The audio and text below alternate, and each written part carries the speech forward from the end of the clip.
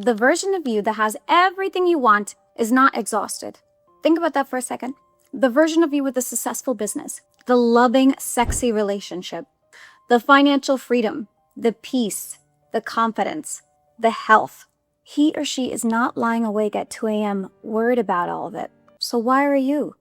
I'm going to tell you why. Because somewhere along the way, most of us learned something incredibly disgusting and dangerous. We learned that struggle equals progress. That if it's hard, we must be doing it right. But what if that's not true? What if the very thing you've been taught to trust is the thing that's keeping you stuck?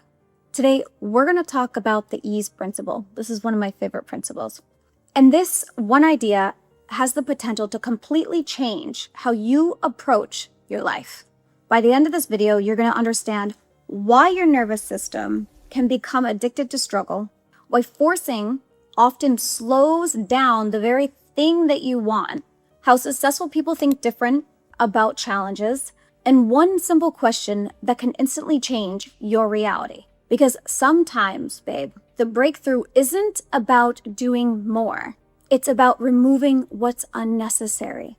But if you're new here, hi, my name is Leanne, and welcome to my channel, Rise and Elevate, where I just talk about universal principles and how I've been able to utilize them to create and manifest a pretty amazing, beautiful life for myself. And this is actually part 8 of my master series of Reprogram Your Reality. And if you've been following this series, first of all, thank you so much. We've talked a lot about identity, beliefs, our nervous system, reality loops, and money. But today we're going to talk about something that quietly sits underneath all of those things: resistance. Because resistance is expensive. It costs you your energy, babe. It costs you your peace, your time. And most people don't even realize that they're carrying it. It's yuck, it's gross, and we're going to get rid of it. Have you ever noticed this? 2 people can have the same exact goal, and one person burns themselves out trying to get there, while the other seems to move forward just effortlessly. Same goal, different experience. Why do you think that is? Because one person is just carrying the weight of the journey, while the other person is just carrying the vision. And those are not the same thing. One creates exhaustion, while the other just creates the momentum.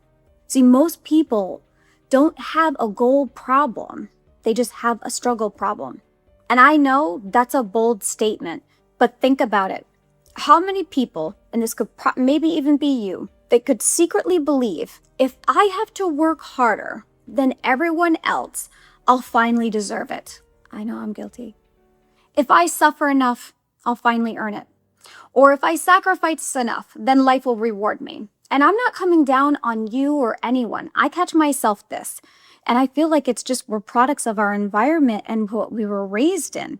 And I catch myself struggling all the time. I was literally just at my doctor's office not too long ago. Pouring rain, like major thunderstorm, circling the parking lot to try to find a parking spot. Meanwhile, they have complimentary valet. And the valet guy's looking at me like, "Miss." See, many of us learned this from our parents, our teachers, society, this work culture, and it just becomes part of our identity. I'm the hard worker. I'm the over-fixer, the over-giver. I'm going to rescue.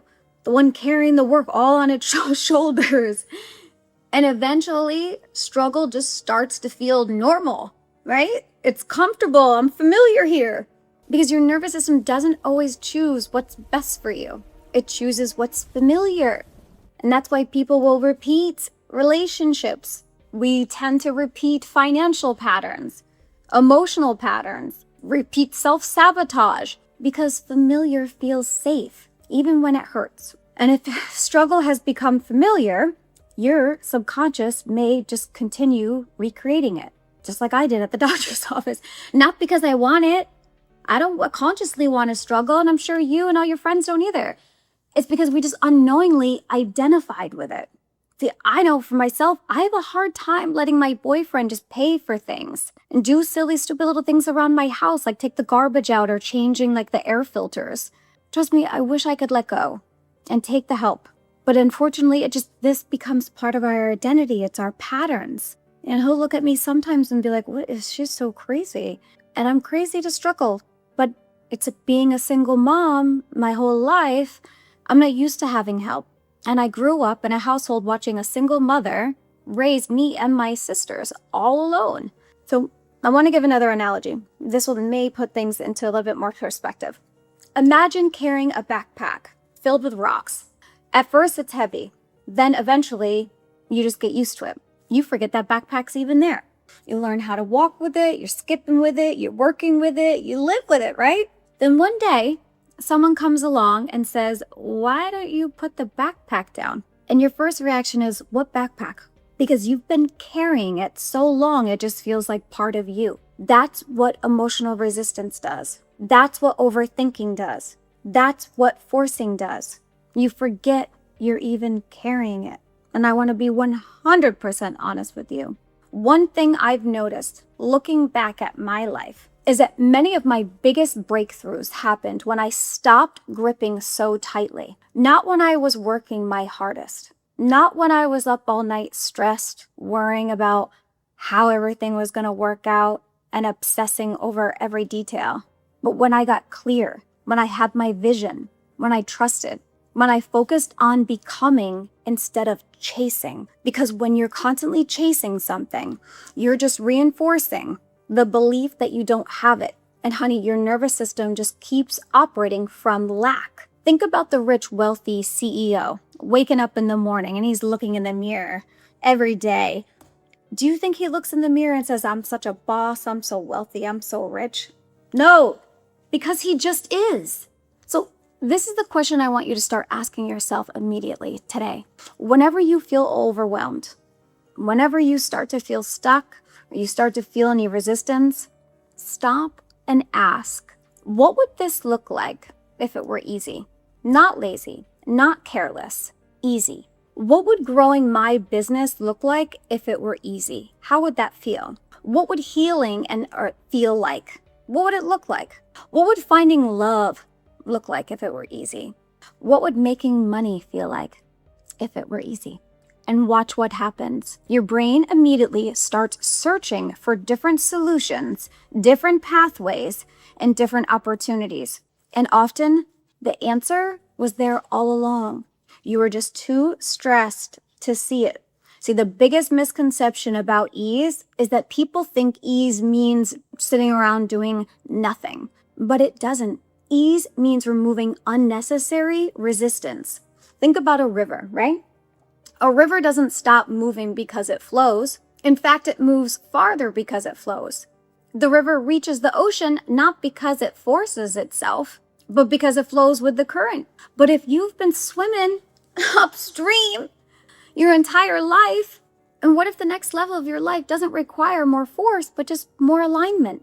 The version of you that already has what you want isn't exhausted trying to become it.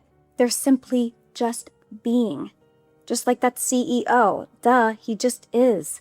And maybe that's the shift. Maybe your next breakthrough doesn't come from doing more. Maybe it comes from just carrying less fear, less control, less resistance, less attachment. Try to stop fighting reality, my gorgeous, beautiful, sexy friends. Because when you do, you finally have the energy to create a new one. So if this video resonated with you, I want you to comment ease below. In the next episode of Reprogram Your Reality, we are going to dive into the most powerful concept of the entire series. It's becoming the observer. Because the moment you realize you are not your thoughts, you gain the ability to change them. And once you change them, you can change everything. So with that being said, until the next video, much peace and love.